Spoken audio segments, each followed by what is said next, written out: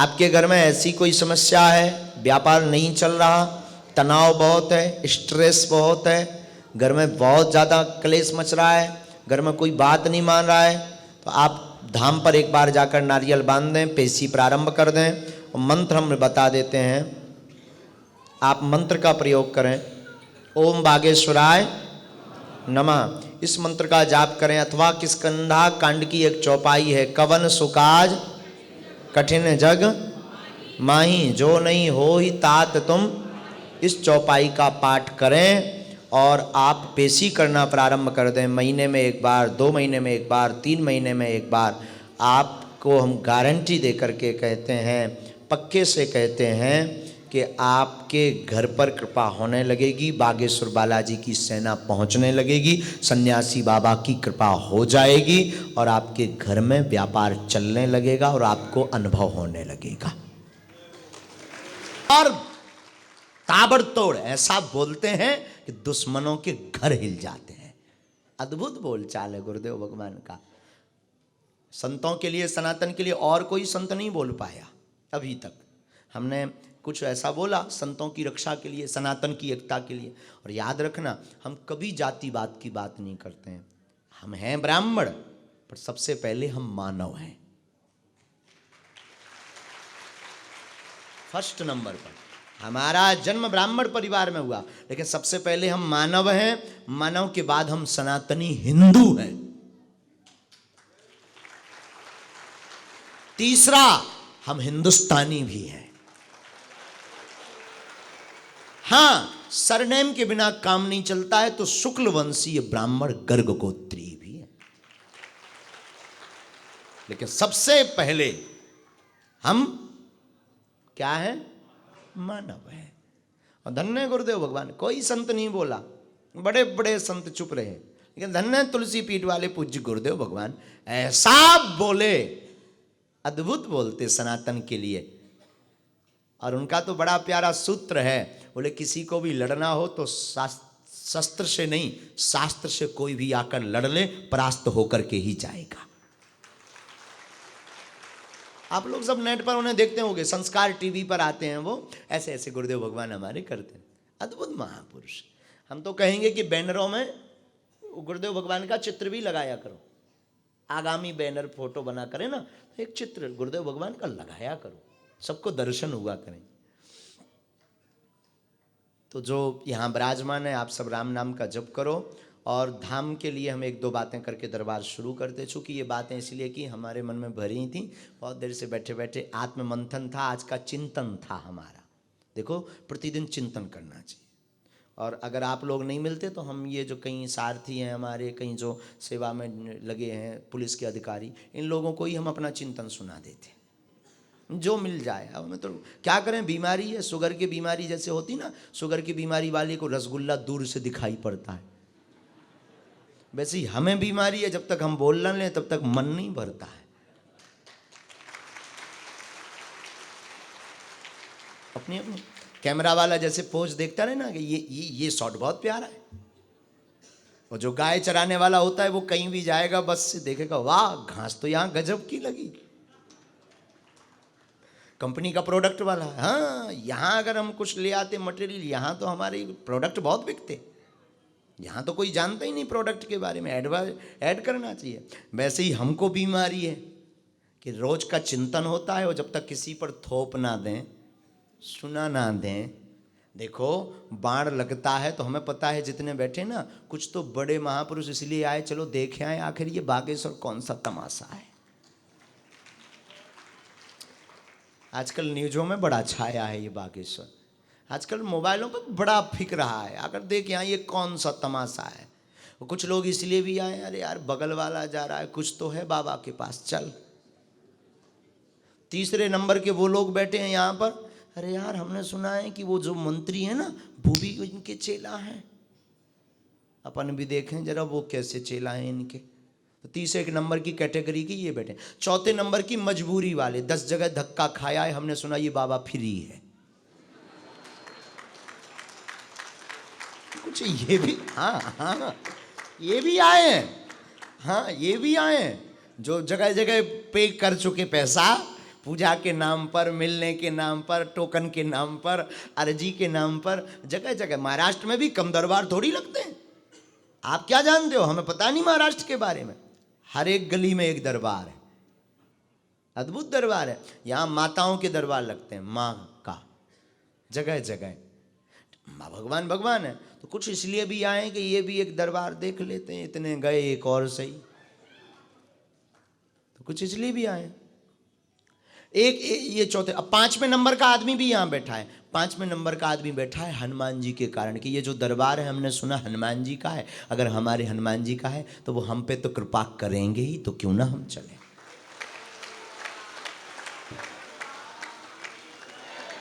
ये 5वें नंबर का। 6वें नंबर का भी आदमी बैठा है यहाँ। सुनो आप, 6वें नंबर का जो आदमी बैठा, वो बैठा है बागेश्वर धाम के चमत्कार देखकर। बड़ा चमत्कार है, बड़ी खोजें हैं लोगों ने की, चलो दर्शन करते हैं। 7वें नंबर का सिर्फ बैठने आया है, दरबार को अनुभव करने आया है। तो सब आए हुए हैं, तरह तरह के लोग। तुलसी या संसार में भांति भांति के लोग, कछु मानस कछु देवता, कछु जय जय सीताराम, सब लोग आते हैं।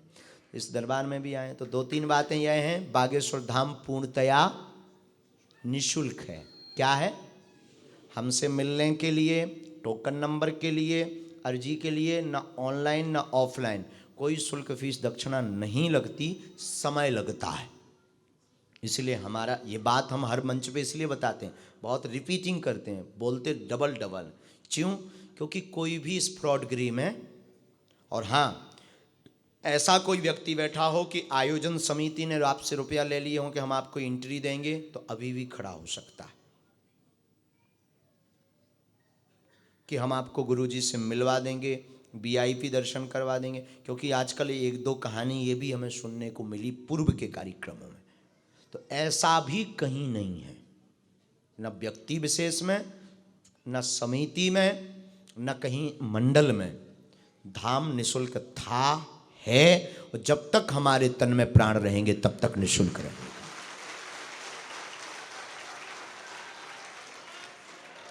ये उनके लिए है जिनका कोई नहीं है। तो अगर भक्त बनना हो तो ही बागेश्वर धाम से जुड़ो, सनातन से जुड़ना हो तो ही जुड़ो, और आपको अपने सनातन का प्रचार करना हो तो ही बागेश्वर धाम से जुड़ो। दूसरी बात, धाम जावे तो धैर्य पूर्वक जावे, और रोगी बीमार को धाम पर ना ले जाएं, ना दरबारों में लाएं, आप आके बैठ जाएं। हाँ, धाम के दरबार में या अन्य दरबार में कहीं पर भी अपना नाम, अपनी समस्या न नोट करवाएं, न लिखवाएं, न पर्ची लिखें। बागेश्वर धाम की कृपा में ताकत होगी, आप तो आपके पूजनीय पिताजी का नाम लेकर बुलाकर अर्जी लगा दी जाएगी।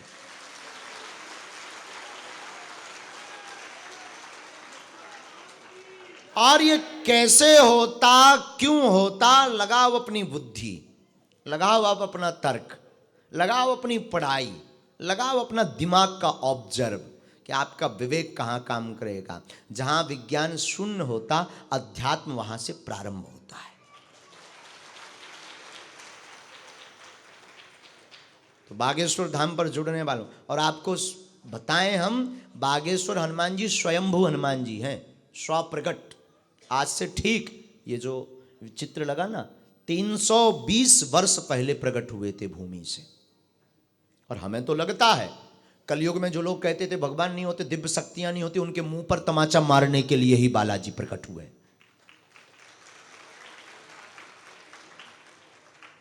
जो कहते भगवान नहीं होते, उनको ठिकाने लगाने ही हनुमान जी प्रकट हुए। तो आप सब ऐसे बागेश्वर बालाजी से जुड़ो। बात विराम हुई, मन में राम नाम का जप करो। हम दरबार बालाजी को प्रणाम करते हुए जिनको बुलाएंगे वही आएंगे। कम शब्दों में बात करेंगे ताकि दूसरे को मौका मिल जाए, क्योंकि एक हमारे पास एक बैटरी बैकअप है, एक टाइमिंग है। जितने देर, देखो हमारे पास है वाईफाई, सिग्नल है वहाँ, टावर, हमारे पास तो वाईफाई रहता ही है।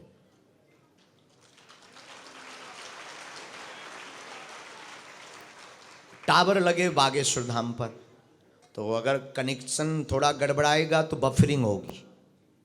बफरिंग जानते हो ना, उसको बफरिंग बोलते हैं ना, गोल गोल घूमता रहता।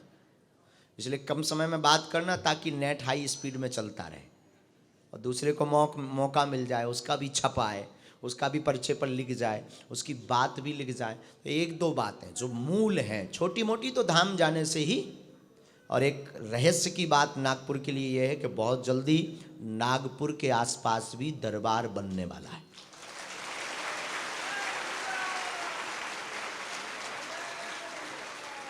अब कब बनेगा ये नागपुर मंडल जाने, क्योंकि नागपुर मंडल ने जमीन तो देख ली है पर दी नहीं है। हाँ तो कहा है, हमने नहीं कहा, उन्होंने हमको प्रेशर किया है, गुरुजी 4-5 महीने में यहाँ आते रहना, हम आपको एक स्थान दे रहे हैं, एक ज़मीन दे रहे हैं। तो हमने बाद में गुरुजी से पूछ के हाँ कह दिया, और लेकिन ये गुप्त बात है, हम बताएंगे नहीं कहाँ में है, लेकिन हमें पता है अच्छी जगह है। नागपुर वालों को हम बीच बीच में गाली बकने के लिए आते रहेंगे। हम तो बहुत उल्टे हैं, हम बताते ना हम कोई साधु नहीं, कोई महात्मा नहीं, हमारा एक ही नियम है कि कोई नियम नहीं है। लोग हमसे पूछते महाराज जी आपका, हमारा कोई नियम नहीं है, मनमौजी है। हाँ जगह तो दे दी है, हमने बताया नहीं किसी को, अभी बताना थोड़ी, अभी रुको चुप रहो, एक जब बनने लगेगा तब शुरू करेंगे अपन। अभी बताएंगे ना, वो तुम्हारे आसपास की पूरी जमीन खरीद लेंगे ये लोग, बगल में रहने के चक्कर में खरीद लेंगे, बिजनेस के चक्कर में खरीद लेंगे। गुरुजी आएंगे तो बड़ा अच्छा मार्केट बनेगा, इसलिए चुप रहे प्यारे। हाँ इसीलिए तो हमने किसी को बताया नहीं, बता कहना देते। हम तो भूमि पूजन तक कर चुके।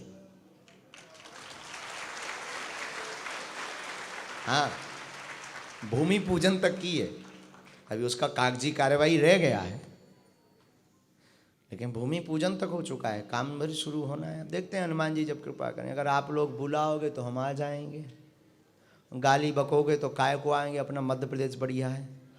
हाँ लेकिन अच्छे लोग होते हैं महाराष्ट्र के लोग तो सब अच्छे हैं, ये अच्छा होना चाहिए।